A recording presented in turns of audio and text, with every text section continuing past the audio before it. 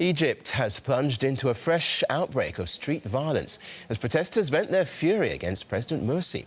Clouds of tear gas fired by police engulfed demonstrators who had pelted the presidential palace with petrol bombs.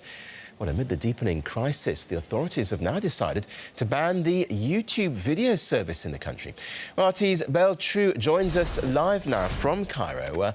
Belle, what triggered the decision to ban YouTube and how has it gone down with the public? What happened this morning, Saturday morning, is the administrative court here in Cairo banned YouTube for a month after a lawsuit was filed by an Egyptian attorney last year when this anti-Islam film, The Innocence of Muslims, was sent to Arab channels and deemed very offensive to Islam and, of course, the Prophet Muhammad.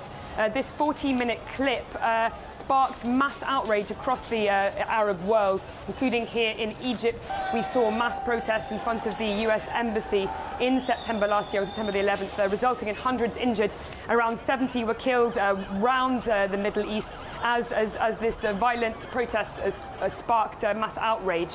At the moment, there's been a lot of condemnation of the ban by protest movements who see YouTube as a vital resource for disseminating information about human rights abuses by the security forces. It's also an indication of an Islamization of Egypt. There's been a number of quite controversial statements made by these hardline Muslim clerics in the last few weeks, including a religious edict calling for opposition forces to be killed, and a Muslim cleric speaking to an Egyptian channel justifying sex mob attacks on Egyptian protesters in Tahrir Square. What we really fear here in Egypt is this will only fuel further violence on the streets.